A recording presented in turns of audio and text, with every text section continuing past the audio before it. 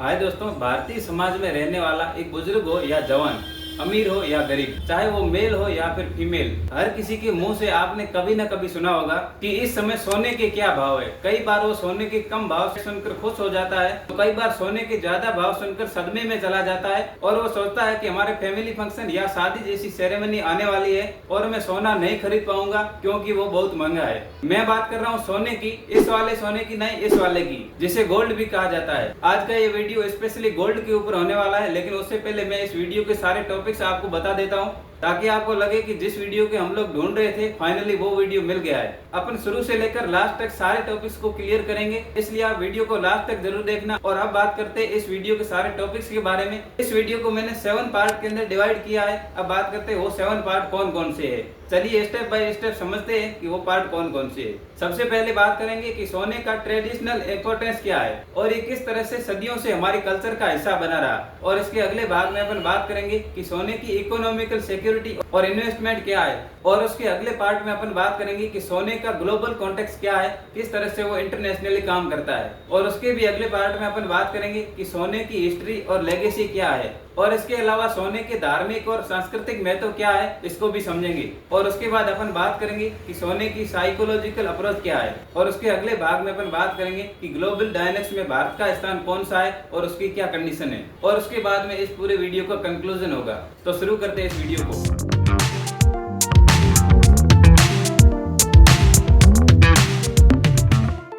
दिवाली पर जगमगाती दिया और दुकानों पर सोने चांदी की गहनों की भरमार। ऐसा क्यों है कि भारत में सोना एक धातु से बढ़कर आस्था, निवेश और सांस्कृतिक पहचान बन गया है। अभी की अगर बात करें तो करीब 25,000 टन सोना भारतीय परिवारों के पास मौजूद है, यानी कि दुनिया की 5 सबसे बड़े देशों की जो ऑफिशियल गोल्ड स्टोर करने की जो क्षमता है उससे भी कई गुना ज्यादा। और इतना ही नहीं, दुनिया भर के सोने का लगभग 11% हिस्सा भारतीय महिलाओं के पास है। और इन आंकड़ों ने हमको हैरान कर दिया कि आखिर क्या वजह है इस दीवानगी की। ट्रेडिशन और हिस्ट्री, किस तरह से परंपरा और इतिहास में सोने की अहमियत है। और आज से नहीं बल्कि सालों से हर पीढ़ी ने सोने को संग्रहित किया। और पुरातात्विक खनन बताते हैं कि सिंधु घाटी सभ्यता से ही भारत में सोने के आभूषण पाए गए। राजा महाराजा ने सोने के सिक्के से खजाने भरे और मंदिरों में दान किया। और ये इतिहास बताता है कि सोने को विजय और भक्ति का प्रतीक माना जाता है। और अब बात करते हैं सोने की रिलीजियस और कल्चरल इंपॉर्टेंस क्या है। और सोने को अगर धार्मिक मान्यता से देखा जाए तो स्पेशली हिंदू धर्म के अंदर इसको अधिक माना जाता है, एक धन के रूप में देखा जाता है। यानी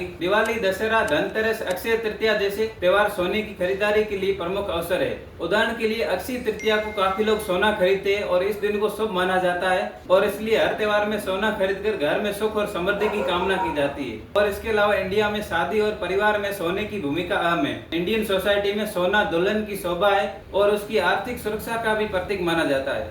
शादी में सोने के गहने देना एक आम प्रथा है। भारतीय शादी के खर्चों में सोने का हिस्सा 25% तक है और करीब 50 से 55% तक बाजार का हिस्सा भी शादी के गहनों में जाता है। और दहेज प्रथा में सोने का महत्व और भी ज्यादा है। कई परिवार वर्षों तक सोने के सिक्कों को इकट्ठा करते रहे ताकि शादी के टाइम उसको गहनों में डाल दिया जाए।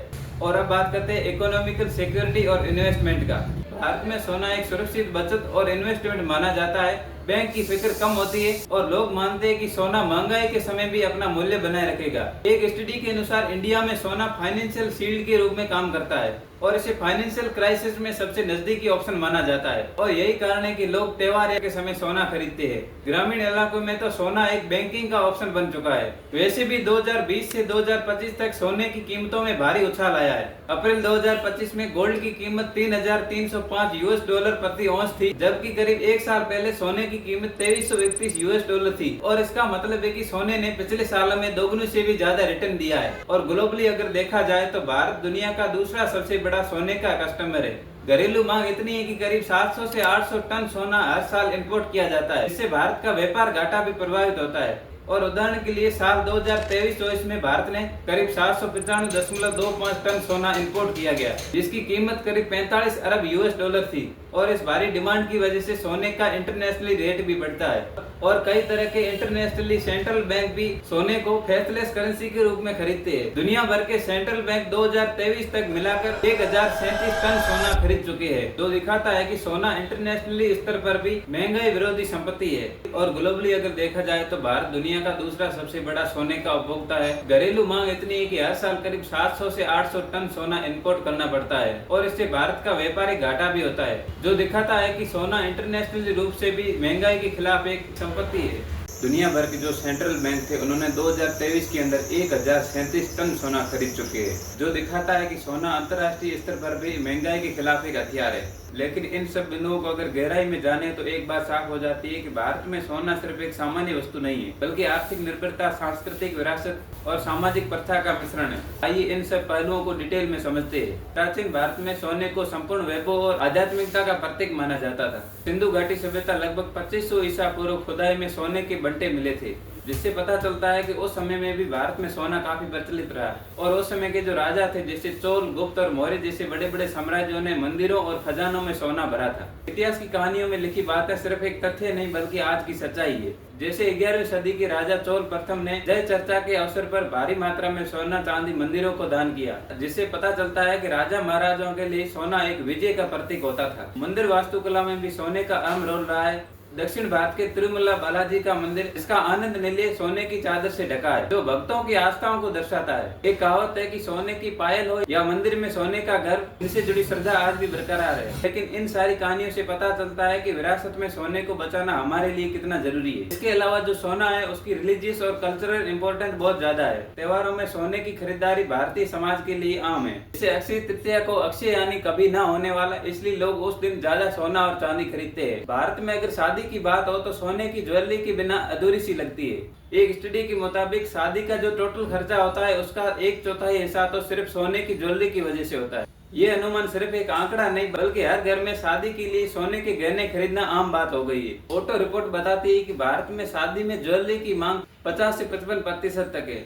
यानी कि जैसे शादी में गहने की परंपरा है वैसे इंडिया में सोने के उद्योग भी बढ़ गए। इसलिए इंडियन कॉन्स्टिट्यूशन भी इसकी इजाजत देता है कि भारतीय महिलाएं 500 ग्राम तक सोना अपने पास रख सकती है। कई ऐसे परिवारों की कहानियां हैं जो कई सालों से सोने को बचा कर रखते हैं। भारत में सोने को एक भरोसेमंद निवेश माना जाता है। बैंक में पैसा रखने की बजाय घर में सोना रखना सही मानते हैं। कई इकोनॉमिस्ट बताते हैं कि लोगों ने बैंक में पैसा रखने की बजाय सोने को घरों में रखना एक सुरक्षित आश्रय माना है। इन्वेस्टोपीडिया की रिपोर्ट के अनुसार भारत में लोगों ने सोने को एक फाइनेंशियल शील्ड के रूप में यूज किया है। या फिर ग्रामीण इलाकों में लेन देन की सुविधा खत्म हो जाए तो फिर वो सोने को बेचकर अपनी आर्थिक तंगी को दूर कर सकते हैं। सोने की मांग का सबसे बड़ा कारण है महंगाई। जब रुपए की कीमत गिरती है या फिर महंगाई बढ़ती है तो सोने की कीमत भी बढ़ जाती है और उस वक्त जिसके पास ज्यादा सोना होता है वो सोने को बेचकर अपनी आर्थिक तंगी दूर कर सकता है। और एग्जाम्पल के तौर पर 2023 में सोने की कीमतें रिकॉर्ड ऊंचाई पर थी। अप्रैल जून 2023 में 10 ग्राम सोना करीब 61,000 के पार चला गया और इस उछाल ने कई खरीदारों को पीछे कर दिया। रिटेल डिमांड घट गई, फिर भी लोगों ने पुरानी ज्वेलरी बेचकर और नए गोल्ड ब्रांड खरीदकर निवेश करना बढ़ा दिया।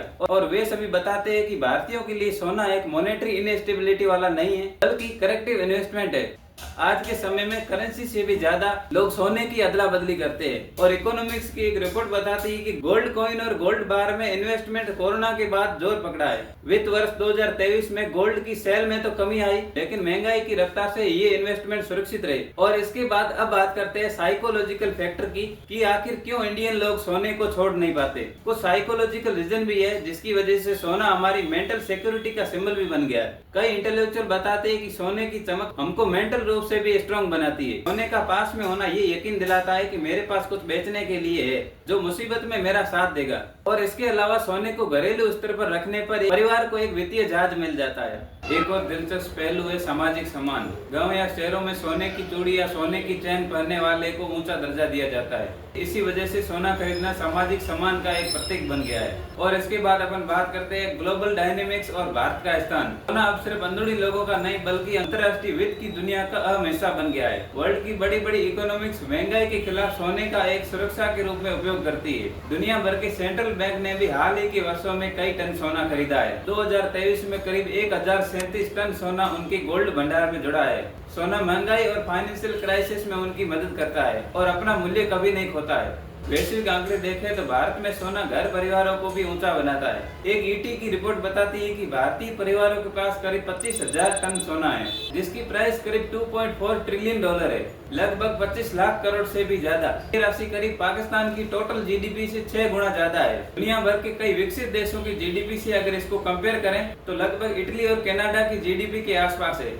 ये आंकड़े बताते हैं कि भारत का सोना सिर्फ घरेलू उपयोग में नहीं बल्कि इंटरनेशनल पैमाने पर भी बहुत भारी वस्तु है। हालांकि इंडिया में सोने का अधिकांश हिस्सा इंपोर्ट किया जाता है। इंडिया से सोना एक्सपोर्ट बहुत ही कम होता है क्योंकि देश खुद का उत्पादन बहुत कम है और इस तरह के इंपोर्ट से देश के चालू खाते पर सीधा दबाव पड़ता है। हाल ही के वित्तीय वर्ष 2023-24 में भारत ने 795 टन सोना इंपोर्ट किया, जिसकी कीमत करीब 45 अरब $US थी। लेकिन इतना ही नहीं, लेकिन इसके अलावा डिजिटल बदलाव और चुनौतियां भी काफी है और इसके अलावा ई कॉमर्स प्लेटफॉर्म जैसे डिजिटल गोल्ड और गोल्ड ब्रांड जैसे विकल्प उभरे। गोल्ड ब्रांड की सफलता सीमित रही क्योंकि भारतीय लोग सोने को हाथ में रखना जरूरी समझते हैं और भारतीयों को सोने से भावनात्मक लगाव है। For example gold monetisation scheme और सॉवरेन गोल्ड ब्रांड्स बढ़ावा दिए गए। तो क्यों आखिर भारतीय लोग सोने के पीछे इतने दीवाने हैं? एक तरफ सांस्कृतिक, सामाजिक और धार्मिक मान्यताएं हैं, वहीं दूसरी तरफ आर्थिक और मनोवैज्ञानिक तर्क भी सामने हैं। सुरक्षा, बचत और सामाजिक प्रतिष्ठा का हिस्सा माना जाता है। सोने का इतिहास, मंदिरों में दान, राजा महाराजाओं की प्रतिष्ठा और भी काफी चीजें हैं जो सोने को एक धातु से भी कई गुना ज्यादा बना देती है। कि भारत में सोने की पारिवारिक और सांस्कृतिक कई मांगे हैं। सोने को एक धातु की नजर से नहीं देखा जाता बल्कि एक विशेष वस्तु के रूप में देखा जाता है। जिसके घर में सोना ज्यादा होता है उसको सामाजिक प्रतिष्ठा भी मिलती है और समाज में उसका सम्मान भी होता है। भारत में सोने की बहुत ज्यादा खपत है। हर साल लोग सोना खरीदते रहते हैं और सिर्फ भारत में नहीं बल्कि इंटरनेशनल रूप से भी सोना बहुत काम करता है। तब एक समय था जब भारत ही सोने की चिड़िया कहलाता था, लेकिन आज भारत सोना इंपोर्ट करने वाला दूसरा सबसे बड़ा देश है। आपका इस बारे में क्या ख्याल है? नीचे कॉमेंट के अंदर बताओ। ये वीडियो आपको कैसा लगा वो भी जरूर बताइए। मिलते हैं किसी नए वीडियो में, तब तक के लिए बाय।